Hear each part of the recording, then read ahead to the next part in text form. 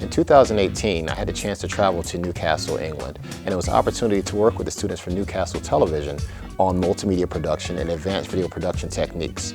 Newcastle was a potential location for a UK study tour, which is something that I wanted to do for a very long time. So I brought the information back to Loyola, and Loyola gave it the thumbs up, gave it the green light, and it was a great success. People signed up for it, and we had our group and we were ready to get started.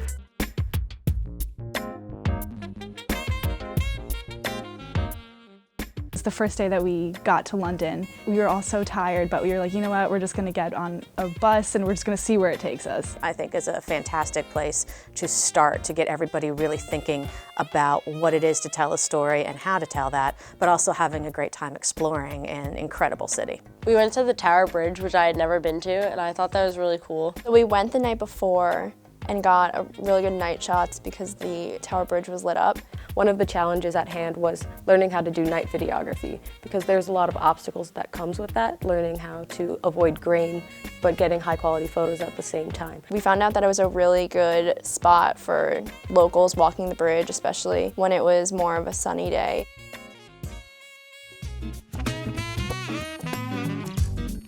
It was about a 4-hour train ride, but it ended up being a hidden gem because we had front row seats basically to the view all along the coast. I recognized differences in not only the scenery, but also the people.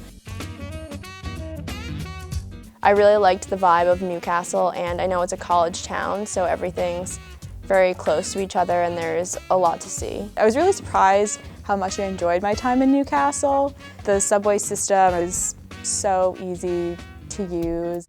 It was more relaxing, and I felt that with the people as well as my surroundings.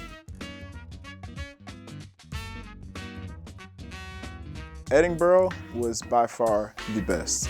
It brought you back to a place in history that you just only think about in fairy tales and stories. I loved the fact that we were walking down these historical streets that were just filled with so much history, and seeing the castle up on the mountain, I just thought it was all so beautiful. It's definitely one of the most amazing places I've ever been. What I liked about Scotland is they had 3 separate bus tours that were options for students to be able to travel if they wanted to see more of the historic side of Scotland, or if they wanted to see more of the city life, or one line actually had a mix of both of them. When I found out we were taking buses, I thought it was so convenient that we were able to go on 3 different tours and get on and off buses whenever we wanted. And we went on the longest tour. It was like an hour and a half.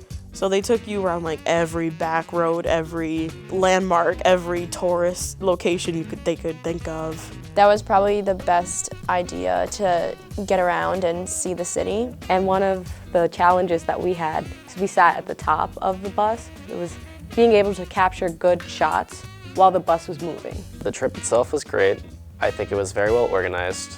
We had more time to explore and meet the people of the city, as opposed to when you're traveling abroad, you're kind of jamming everything in, seeing the main sites. That really made the trip. If you never got the chance to study abroad, doing a study tour, you can say that you were able to go somewhere abroad. You're being introduced to new cultures, new experiences, and it's still applicable to your life. The 10 days is a great amount of time to have that study abroad experience, but if you're not comfortable going for 4 months or even the 3 weeks for the summer programs, it's a great option, and I'm really happy I did it. We're already hearing interest, people saying, where are we going next? But we're really excited for the future, and we've got some big plans on where we're going to take students to tell stories through this program in the future.